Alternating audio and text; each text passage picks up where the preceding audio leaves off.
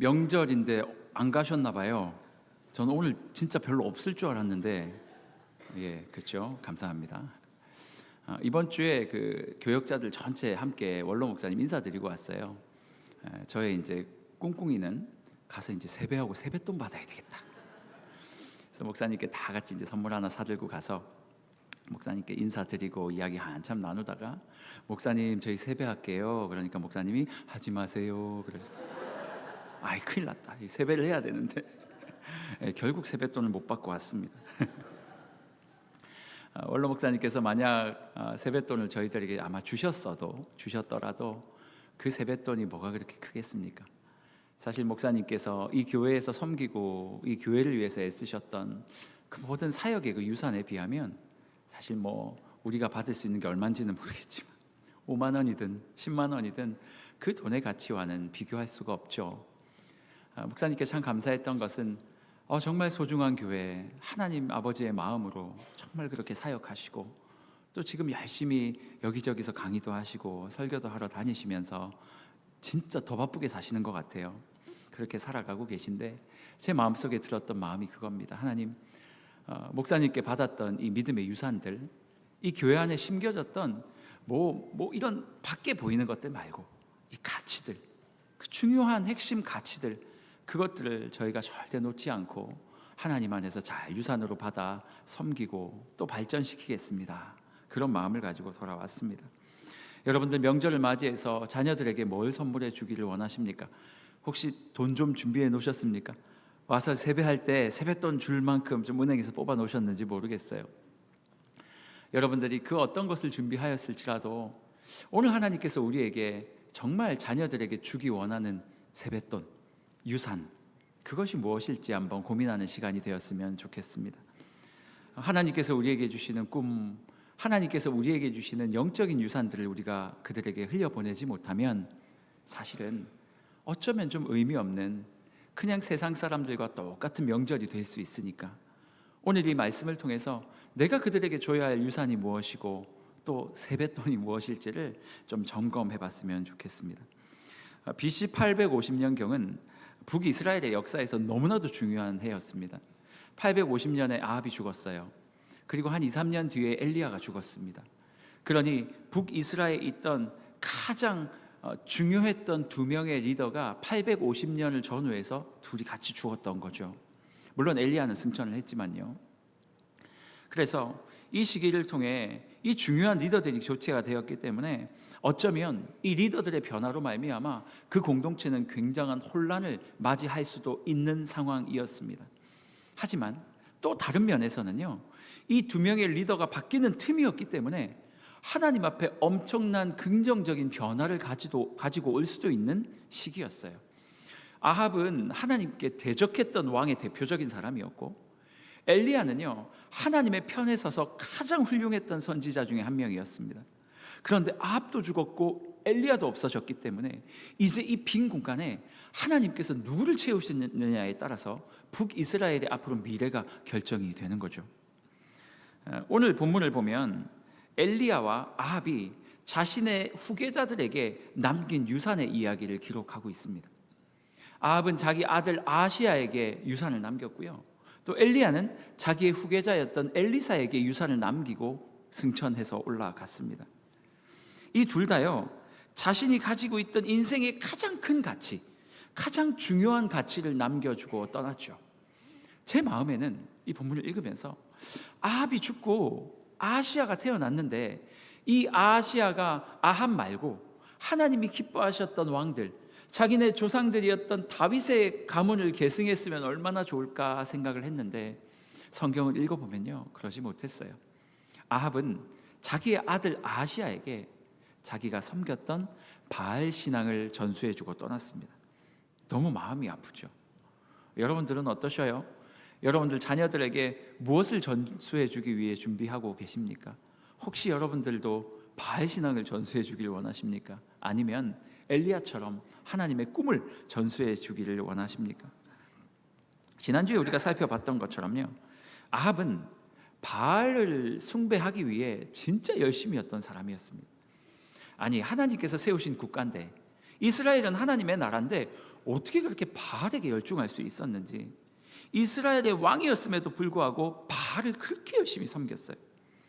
바알이 참신이라는 것을 선포하기 위해서요, 증명하기 위해서 갈멜산에서 엘리야와 진짜 그렇게 죽도록 싸웠던 것이 아합 왕이었어요. 참 별로인 사람이었습니다. 그런데요, 아합이 왜 이렇게 살았는 줄 아세요? 이유는 한 가지예요. 하나님께서 주셨던 그 언약을 떠났기 때문이에요. 계속 우리가 아브라함의 삶을 통해서 언약의 이야기를 했잖아요. 여러분, 성경 어디를 꺼내와도요, 하나님께서 주셨던 그 언약과 반대되는 이야기, 전혀 다른 이야기를 할 수가 없어요. 왜냐하면 그 언약 안에는 예수 그리스도가 계시고 그 예수께서 우리에게 오시겠다고 한 약속이기 때문에. 그런데 이 아합은요, 북이스라엘의 왕, 즉 이스라엘의 왕이었음에도 불구하고 하나님께서 주셨던 언약을 떠나 바알에게 갔던 존재였기 때문에, 하나님의 언약을 떠나면 이렇게 사는 거예요. 하나님의 약속을 떠난 백성은, 우리 아버지가, 할머니가, 그 위에 조상이 아무리 기독교 집안이고 목사님 집이고 장로님 집일지라도 하나님의 언약을 떠나면 바알처럼 살아갈 수밖에 없는 것이죠. 인생에 열심히 있는 사람들일수록 더 심해집니다. 인생에 열심히 있고 인생을 진지하게 바라보는 사람일수록 바알을 따라가고 세상을 따라갈 가능성이 높아요. 왜냐하면 그게 진짜 중요해 보이거든요. 아합이 이 지경이었으니 아합의 아들은 더 할 것도 없었죠. 더 했죠. 아하시아에게 아합이 전수한 가치는 바알 숭배였거든요. 이 바알을 숭배한다, 바알을 제사하는 방법이 4가지가 있었어요. 우리가 이렇게 예배 드리는 것처럼 우상들도 다 이 예배를 받잖아요. 하나님을 예배하는 자들은 가서 제사 드리면 됐는데, 바알을 예배하는 자들은 바알을 위해서 4가지의 제사를 드렸습니다. 첫 번째는 뭐냐면 동물 제사였어요. 동물 제사. 이 바알 신은 농경의 신이었어요. 그러니까 바알을 잘 섬기면 하늘에서 비가 엄청 와서 이 땅에 있는 곡식들이 잘 자란다, 이게 그들이 가지고 있던 신앙이었거든요. 그래서 이들이 어떻게 예배를 드렸냐면 동물을 그 앞에서 죽였습니다. 그리고 동물을 막 죽이면서 이렇게 말한 거예요. 우리가 당신 바알을 섬기기 위해 동물을 잡는 수고를 마다하지 않습니다. 우리의 열심을 봐서라도 하늘에서 비를 내려주십시오. 그럼 바알이 비를 주는 거예요. 그런데 여러분, 좀 이상한 생각 들지 않으셔요? 바알만 그렇게 예배하는 것이 아니라 하나님을 예배할 때도 동물을 죽이지 않습니까? 동물 제사를 드리거든요. 그런데 여러분, 형식은 비슷하지만 그 내용은 완전히 달랐어요. 바알에게 드리는 제사는 우리가 열심히 이렇게 제사를 드리니까 우리에게 복 주세요. 자기가 복 받기 위해 드리는 제사가 바알 제사였어요. 그런데 하나님 앞에 드리는 제사는 전혀 달랐어요. 하나님께 드리는 제사는 뭡니까? 짐승을 데리고 와서 짐승을 죽임으로 말미암아 네가 지었던 죄가 얼마나 심각한 것인지를 깨달아라, 하나님 말씀을 하시는 거예요. 왜냐하면 내 죄 때문에 이 짐승이 죽는 거니까요. 그리고 이 짐승의 죽음으로 말미암아 내 죄 때문에 나 대신 죽는 누군가를 통해 내가 구원을 받는다는 것들을 하나님께서는 가르치기 시작하시죠. 예수 그리스도를 말하는 거잖아요.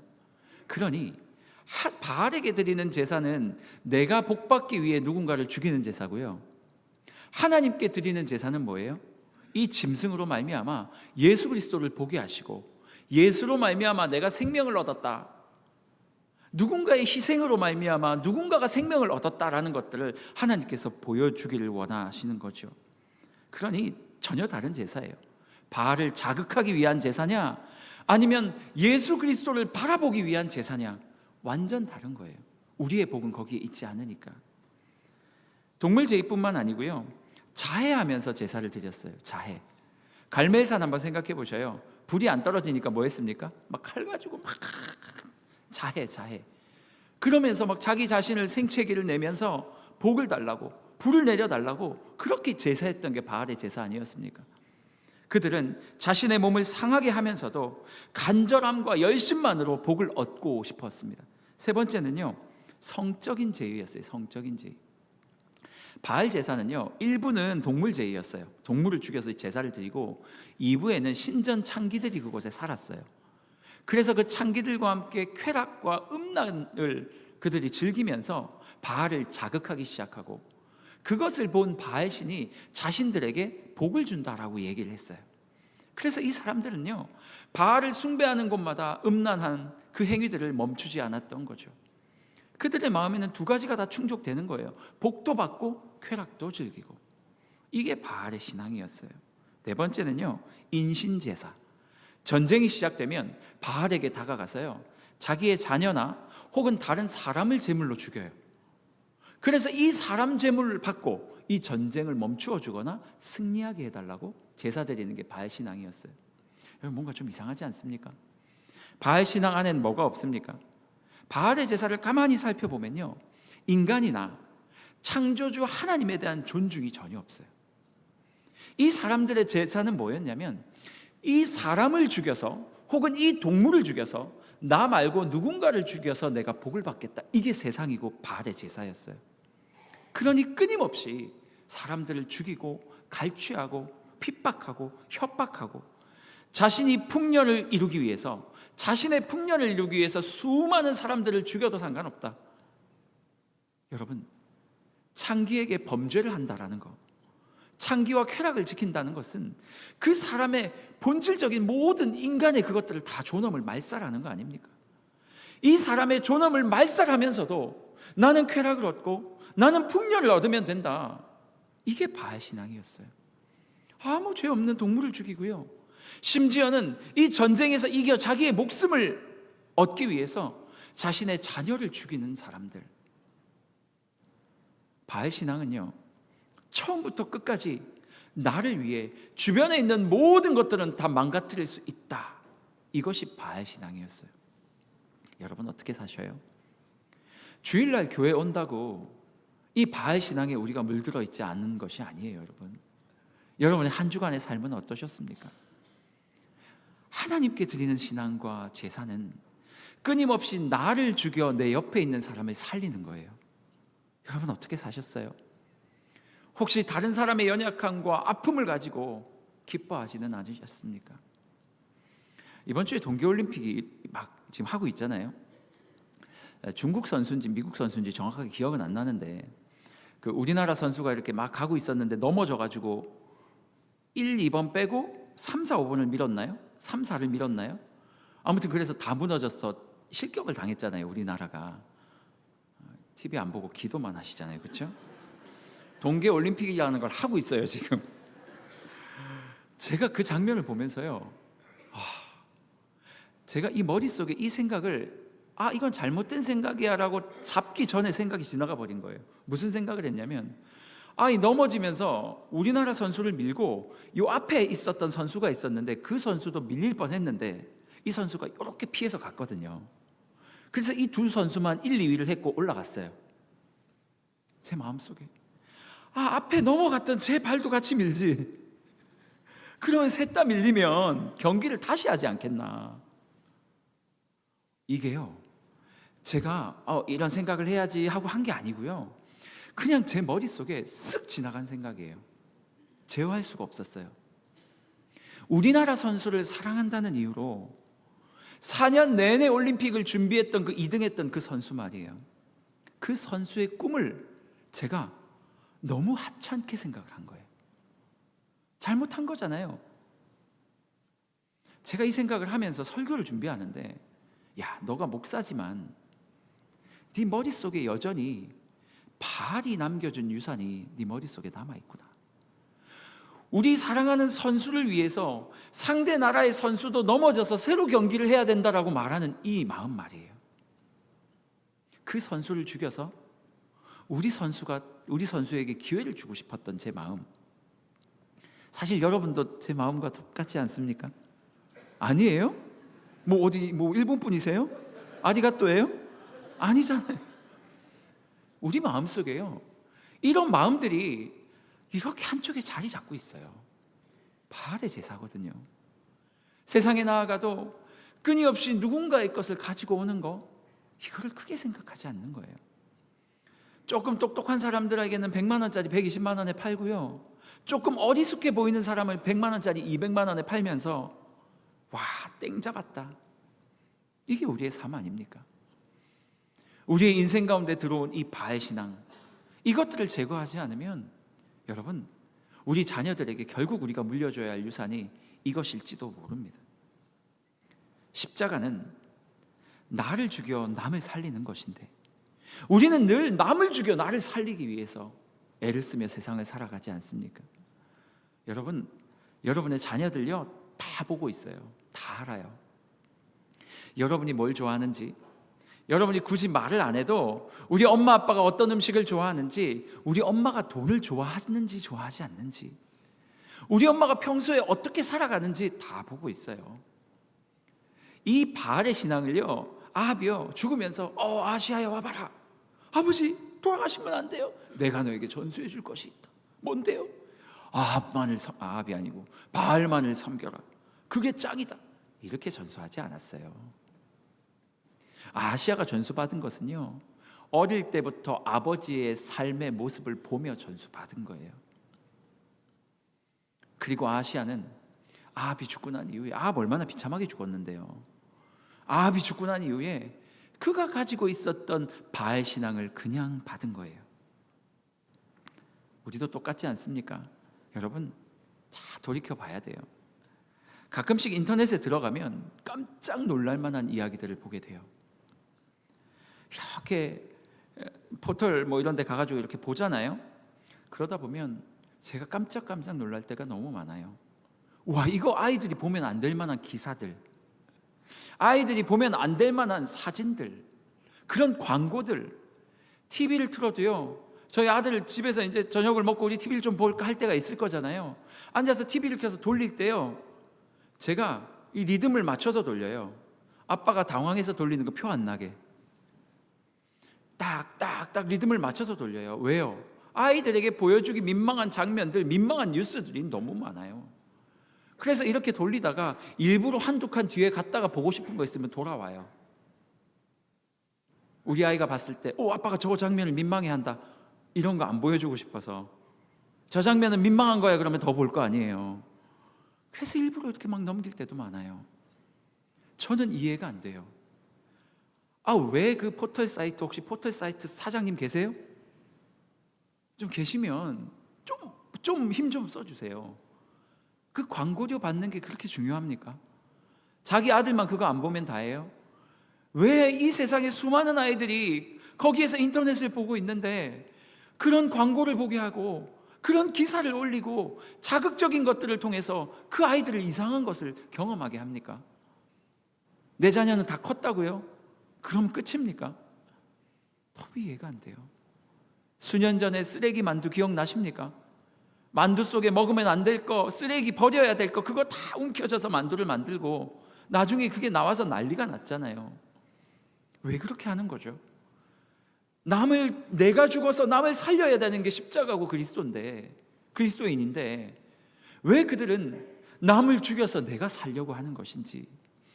여러분, 놀라운 거 알려드릴까요? 나무 젓가락으로 오징어 다리를 만들 수 있는 거 아세요? 목사님 또 뭔 소리를 하는 거야? 수년 전에 기사가 났는데요, 중국에서 우리가 먹는 나무 젓가락 있죠? 그거를 약품이랑 물에 불려가지고 부드럽게 만든 다음에 그걸 오징어 다리처럼 성형을 해가지고 오징어 맛, 향 뿌리고 그렇게 팔았대요. 그래서 사람들이 맛있다 그러면서 나무젓가락을 씹은 거예요. 가짜 계란, 난리도 아니잖아요. 왜 이렇게 사는 거예요? 뭐 때문에요? 나만 벌면 되니까. 내 자녀들, 내 옆에 있는 사람들 다 죽어도 상관없어요. 나만 돈 벌면 되니까. 나만 이렇게 살면 되니까. 네 건강 내가 왜 책임지냐? 돈 벌고 나만 맛있는 거 먹으며 살겠다. 전형적인 바알의 삶 아닙니까? 여러분의 마음속에, 여러분의 삶 속에 혹시 이런 것들이 녹아 있지는 않습니까? 만약 그렇다면 이번 명절에요, 여러분들 좀 다른 유산들을 남겨주셨으면 좋겠어요. 야, 너 이번에 주식으로 얼마 벌었어? 야, 이번에 취직했다며, 취업했다며, 축하한다. 야, 근데 너는 왜 아직까지도 그러고 있는 거야?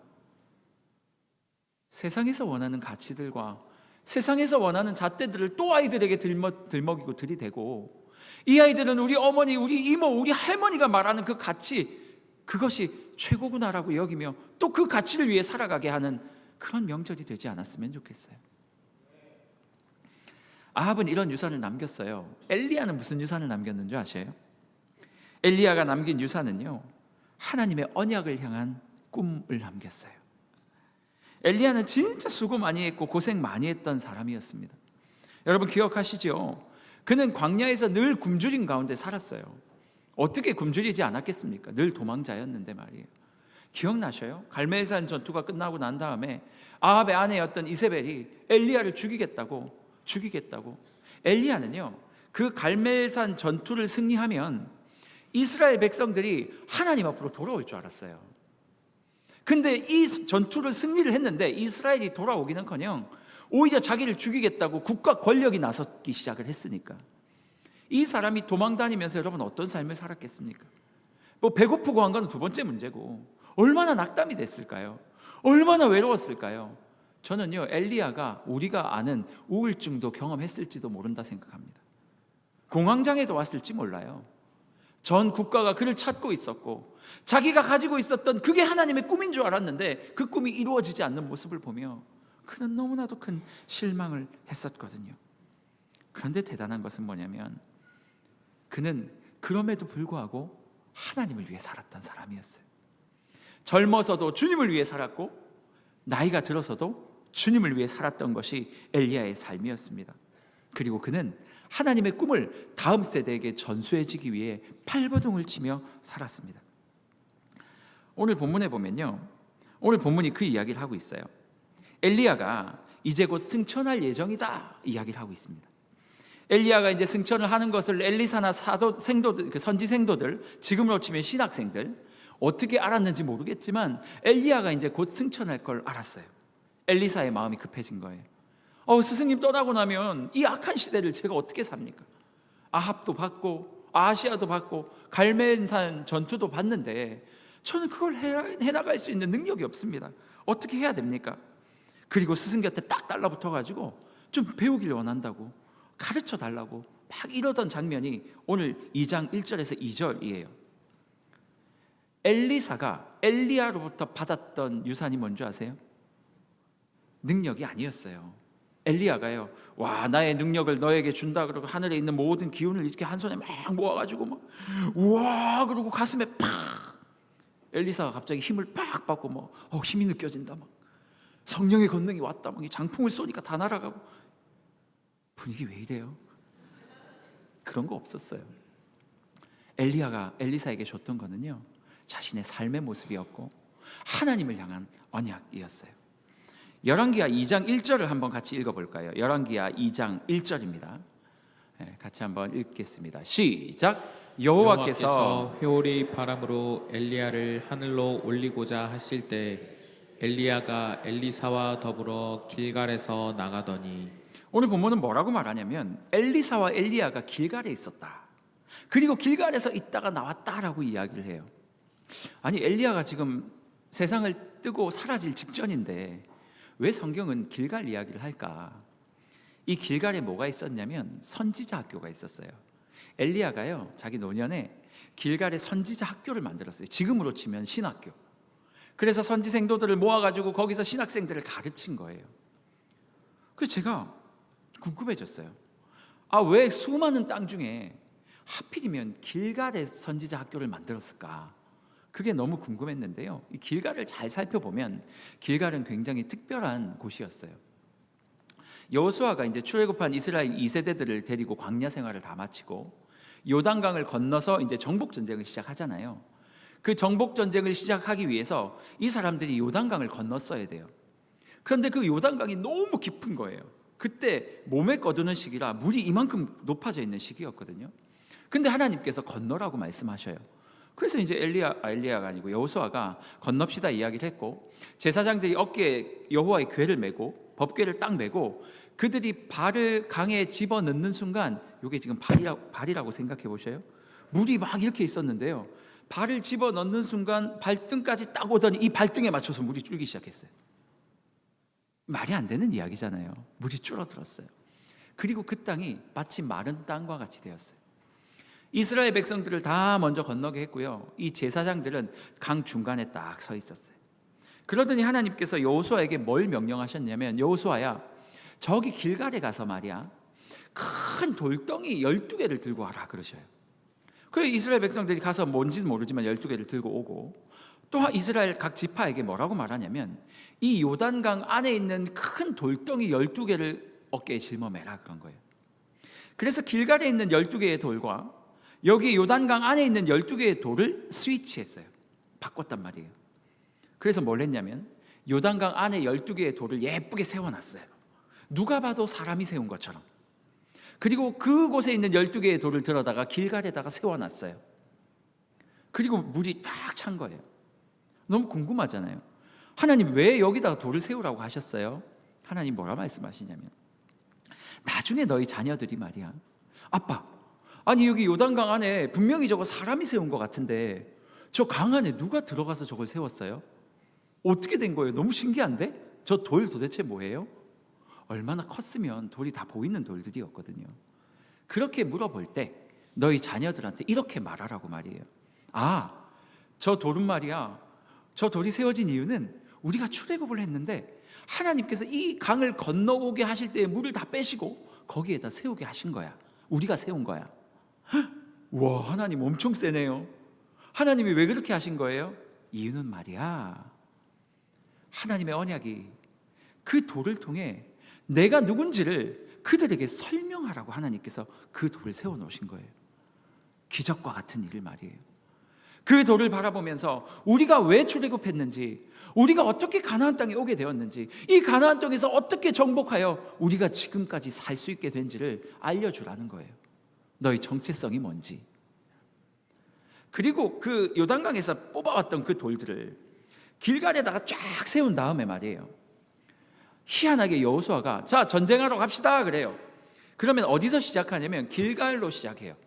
길갈에서 여기 와서 여리고를 쳐요. 승리했잖아요. 그럼 여러분 같으면 어떻게 하시겠어요? 그 다음 아이까지 가겠죠? 그렇게 하지 않았어요. 여리고성을 치고 이기고 난 다음에 다시 가나안 중부에 있는 길갈까지 와요. 그리고 나서 다시 아이까지 내려와서 전쟁을 해요. 그리고 승리하면 다시 길갈로 가요. 1번 길갈, 2번 길갈, 3번 찍고 길갈, 4번, 5번 남부를 다 점령한 이후에 북부도 똑같았어요. 1번 길갈, 2번 길갈. 여러분 이게 말이 됩니까? 엄청 큰 땅이었어요. 수십 킬로를 왔다 갔다 해야 되는 땅이었어요. 너무 비효율적이었고 이거는 뭐 전쟁할 수 없는 상황이에요.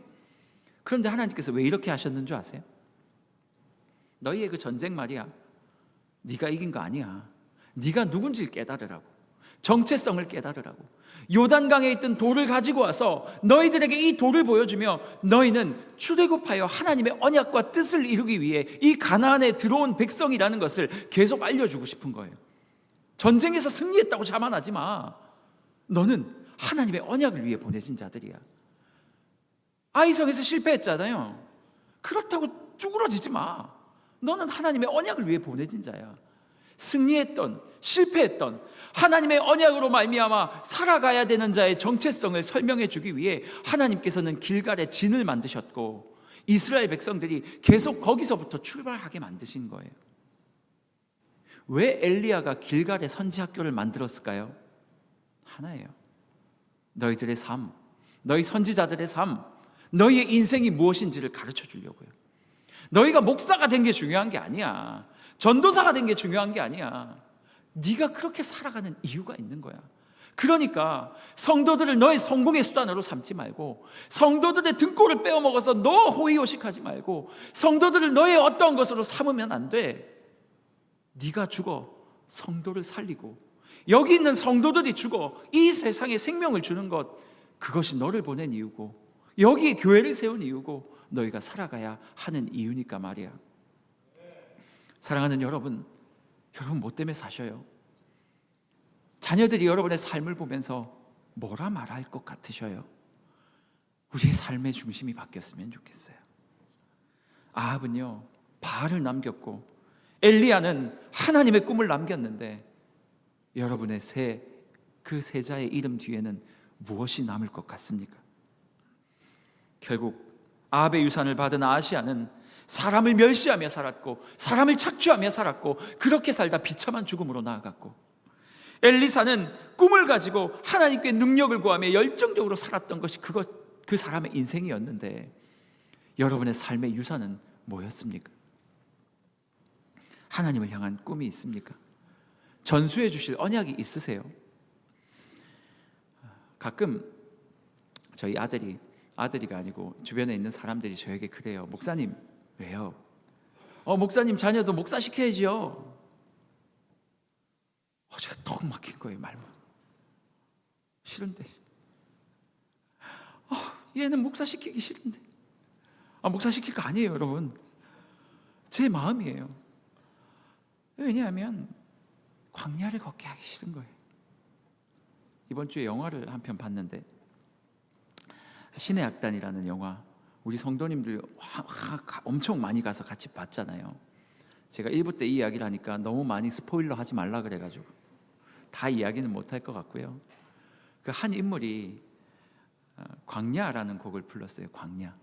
광야를 지나며.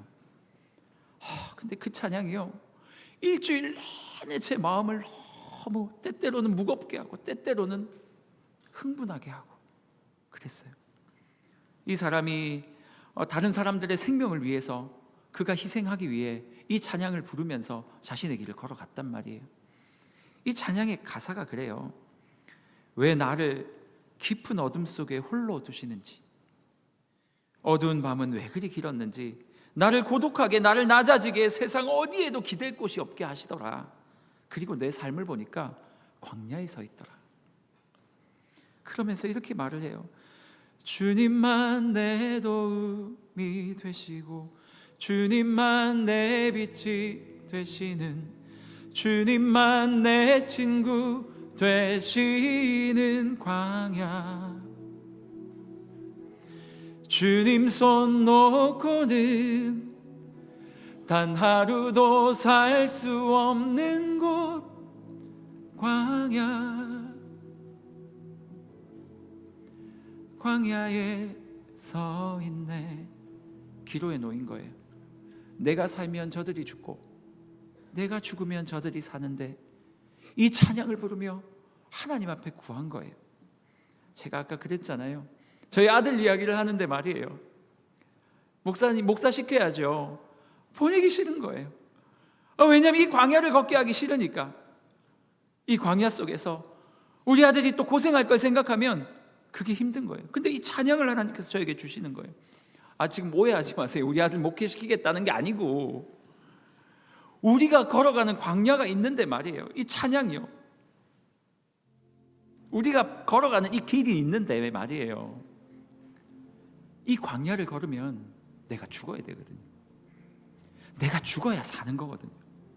목사가 죽으면 성도가 살고, 성도가 죽으면 교회가 살고, 교회가 죽으면 세상이 살고, 목사가 착취하면 성도가 죽고, 성도가 희생하지 않으면 교회가 죽고, 교회가 배불리면 세상이 죽고. 우리 교회 잘 가고 있습니까? 여러분의 삶은 광야를 걷고 있습니까? 살고 싶죠. 저도 살고 싶은데요. 저도 희생하기 싫고 저도 살고 싶은데요. 근데 우리가 광야로 가지 않으면 세상이 죽으니까, 교회가 죽으니까, 우리가 가진 생각 내려놓고 자꾸 다음 세대에게 죄송한데 다 바꾸지 않으면 여러분들만 영광 받다 죽을 겁니다. 그들을 위해서 하나하나 다 변화시키고, 그들을 위해서 희생하고, 그들을 위해 내려놓지 않으면 우리는 광야를 걷지 않겠지만 그 아이들이 광야를 걸을 것이고, 그 광야는 여러분이 믿었던 그 하나님과의 진한 교제가 없는 광야일 거예요. 그냥 단순히 독사들만 드글드글한 광야. 제가 이 영화를 보면서 하나님, 광야를 걷기 원합니다. 하나님, 우리 어떻게 죽을 수 있는데요? 어떻게 희생할 수 있는데요? 아합의 유산을 받지 않길 원합니다. 아합의 유산은 사람을 죽여 내가 사는 건데, 그거 말고 엘리야가 허락했던 하나님의 꿈을 갖는 유산을 받아 내가 죽고 저들을 살리는 그런 삶을 살기를 원합니다. 여러분, 혹시 여러분의 삶의 광야에 있습니까? 그러면 잘 하시는 겁니다. 하지만 여러분, 너무 잘 살고 계십니까? 여러분 자녀들 위해서 뭘 주실 거예요? 이번 명절날 오면 뭘 주실 거예요? 또 물으실 거예요? 너 주식 대박 났냐? 너 지금 연봉 얼만데? 너 이직해야지. 너 아직도 취직 못했어? 시집은 언제 갈래? 세상에서 요구하는 그것들을 가지고 여전히 우리 자식들에게 엄마 아빠가 관심 있는 건 이거야 라고 말씀하실 거냐고요. 전 이번 명절이 그렇게 지나가지 않았으면 좋겠어요.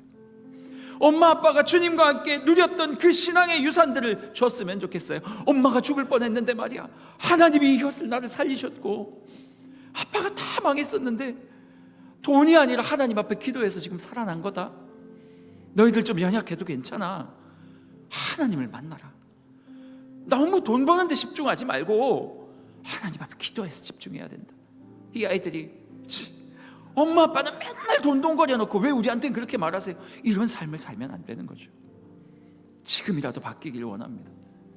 여러분의 눈이 하나님의 꿈을 회복하고, 만났던 모든 아이들이 앞에서 무릎 꿇고 우리에게 세배할 때 하나님의 유산을 줬으면 좋겠어요. 하나님의 유산을 그들에게 남겨줬으면 좋겠어요. 우리 같이 한번 이 찬양할 텐데요, 이 찬양을 좀 부르면서 우리가 광야에서 만났던 그 하나님이 우리 자손들에게 유산으로 흘러갈 수 있도록, 그 하나님이 경험되어질 수 있도록 그런 마음으로 함께 찬양하겠습니다. 왜 나를 깊은 어둠 속에 홀로 두시는지, 어두운 밤을 왜 그리 길었는지, 나를 고독하게, 나를 낮아지게, 세상 어디도 기댈 곳이 없게 하셨네.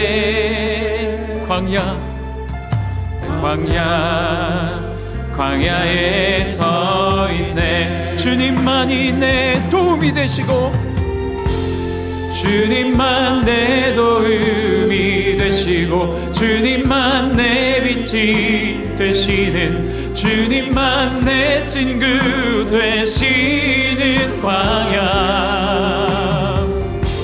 주님 손 놓고는 단 하루도 살 수 없는 곳,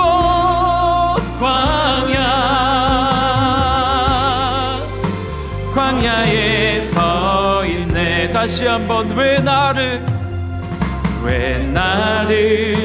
깊은 어둠 속에 홀로 두시는지, 어두운 밤을 왜 그리 길었는지, 나를 고독하게, 나를 낮아지게, 세상 어디도 기댈 곳이 없게 하셨네.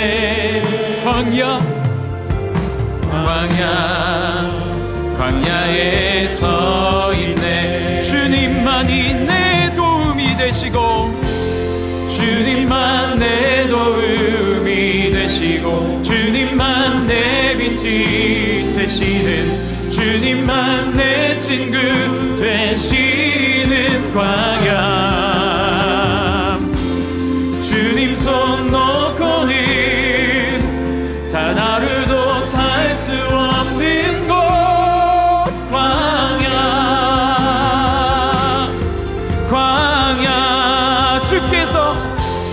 주께서 나를 사용하시려, 나를 더 정결케 하시려, 나를 택하여 보내신 그곳 광야. 성령이 내 영을 다시 기특나게 하는 곳,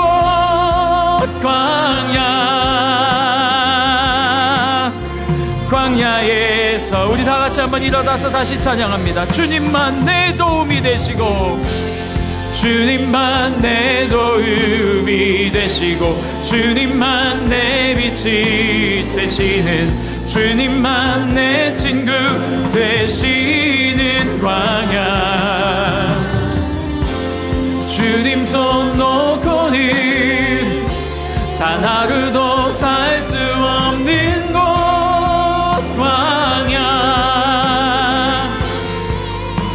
광야에 서 있네.